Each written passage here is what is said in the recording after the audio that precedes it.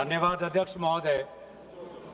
आज हम इस विशेष चर्चा में भाग लेने के लिए खड़े हुए हैं और ये चर्चा इसलिए हो रही है क्योंकि हाल में ही जो युद्ध हुआ वो एक सूचना का युद्ध था। एक प्रकार से हम पड़ोसी देश और दुनिया भर को सच्चाई की सूचना देना चाहते थे और कुछ ऐसे ताकत थे, ऐसी शक्तियां थी जो भ्रम का सूचना सारे देश में, सारे दुनिया में फैला रहे थे।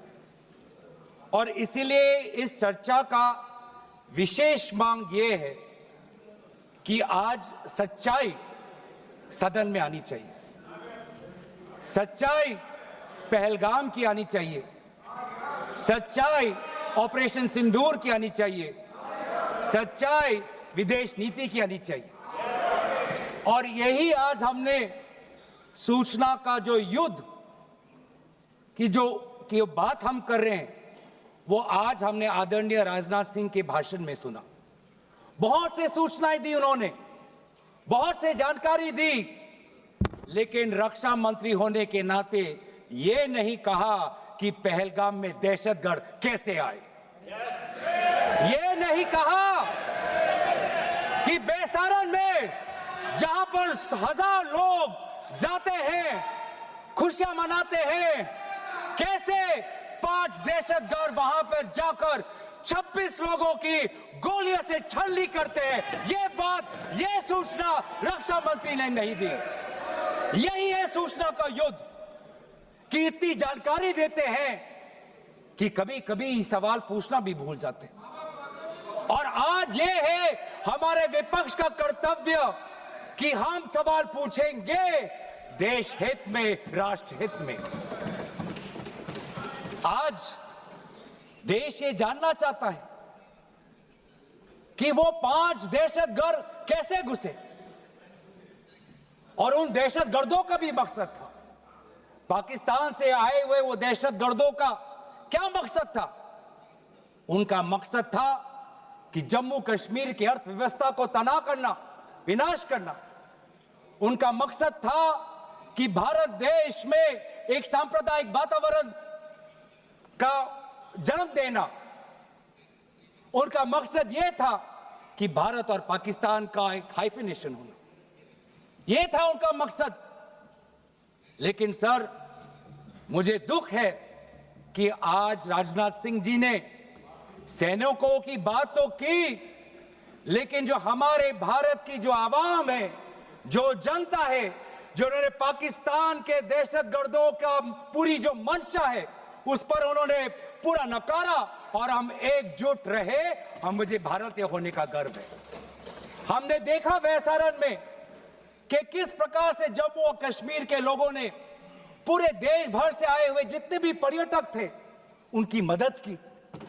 हमने ये देखा कि किस प्रकार से देश भर के जो पर्यटक जो जम्मू कश्मीर में थे उन्होंने अपने जम्मू कश्मीर के भाइयों को धन्यवाद दिया। हमने ये भी देखा कि कैसी एक विधवा हिमांशी नारवाल ने कहा कि मैं नहीं चाहती कि मेरे जो पति जिसको लेके आज राजनीति हो रही है उसके शव पर देश में हिंदू मुसलमान की राजनीति हो, मैं नहीं चाहती। यह है हमारे देश की संस्कृति और यह था मंशा पाकिस्तान का। और मैं ये भी गर्व महसूस करता हूं कि सारे विपक्षी राजनीति दल, हम सब एकजुट होकर, राहुल गांधी जी ने एक साफ साफ कहा कि हम सरकार के साथ हैं और सरकार को पाकिस्तान को एक ठोस मजबूत कदम देना ही पड़ेगा। लेकिन देश ये भी जानना चाहता है, वे 26 लोग जो जिनके परिवारों में आज कोई गुजर गया, वे ये भी जानना चाहता है कि 100 दिन गुजर गए और वे 5 दहशतगर्दियों को ये सरकार पकड़ नहीं पाई।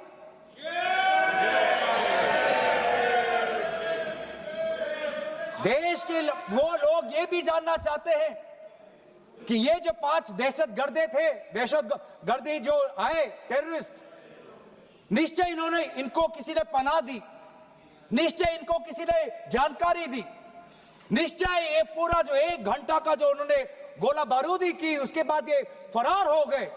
उनको फरार होने में भी किसी ने उनकी मदद की, और आज भी ये 100 दिन हो गए और सरकार के पास कोई जवाब नहीं।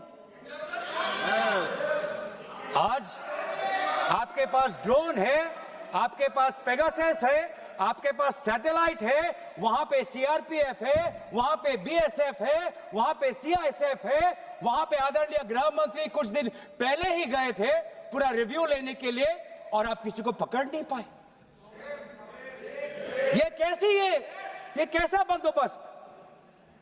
आपने कहा कि आर्टिकल 370 के चले जाने के बाद जम्मू कश्मीर सेफ है, जम्मू कश्मीर में आइए, लोग आए, लोगों ने अपने आप को सुरक्षित महसूस किया, लेकिन बेसारन में देखा कि कितने वो निहत्थे थे, कितने वो असहाय थे, कि लगभग 1 घंटा लगा एक एम्बुलेंस उनके पास पहुंचने के लिए।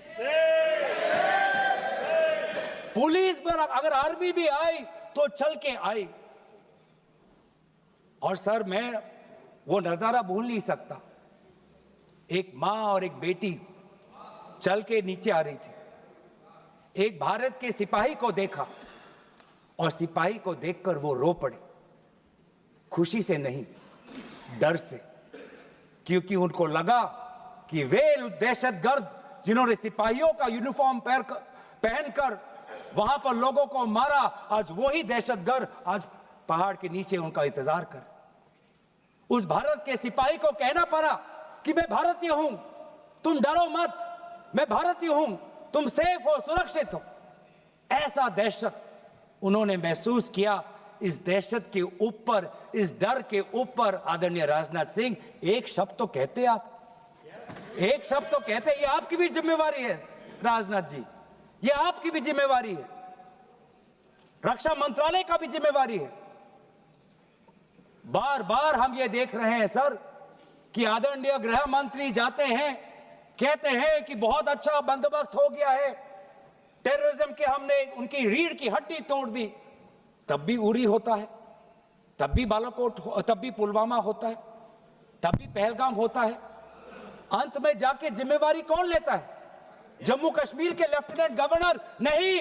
अगर जिम्मेवारी किसको लेनी पड़ेगी तो आदरणीय गृह मंत्री आपको लेनी पड़ेगी, नैतिक जिम्मेवारी आपको लेनी पड़ेगी। आप लेफ्टिनेंट गवर्नर के पीछे नहीं छुप सकते, आप लेफ्टिनेंट गवर्नर के पीछे ये केंद्र सरकार नहीं छुप सकती, क्योंकि गृह मंत्री खुद वहां पे थे कुछ ही हफ्ते पहले, खुद उन्होंने सिक्योरिटी का रिव्यू लिया कि आपके पास जानकारी नहीं थी। और सर, ये सरकार इतनी कमजोर, ये सरकार इतनी बुज़दिल कि आज उन्होंने इस सर में, क्योंकि उन्होंने अगर इसका किसी का दोष दिया तो टूर ऑपरेटर्स को दोष दिया कि टूर ऑपरेटर्स बिना अनुमति के द्वारा, बिना लाइसेंसेस के द्वारा लोगों को बेसहारा ले जा रहे, हमें तो पता ही नहीं था। ये है इनका कारण, ये बताना चाहते हैं। तो सर, यही तो दुख की बात है कि कहीं ना कहीं एक सरकार में एक अहंकार आ चुका है। इंटेलिजेंस और सिक्योरिटी जो फ्रेमवर्क है, एस्टैब्लिशमेंट है, जो लोग हैं जो निर्णय लेते हैं इंटेलिजेंस और सिक्योरिटी की, आज उनमें एक अहंकार आ गया है कि चाहे जितनी भी बड़ी गलती हो उन पर कोई सवाल नहीं उठा सकता। लेकिन आज हम सवाल उठा रहे हैं, आज हम सवाल उठा रहे हैं, आज हम सवाल उठाएंगे। प्रधानमंत्री मोदी जी, आपको अब सऊदी अरब में थे, आप जब वापस आते आपका पहला नैतिक कर्तव्य होता कि पहलगाम आप जाते, लेकिन आप पहलगाम नहीं गए, एक सरकारी कार्यवाही के लिए आप बिहार गए और चुनावी भाषण दिया।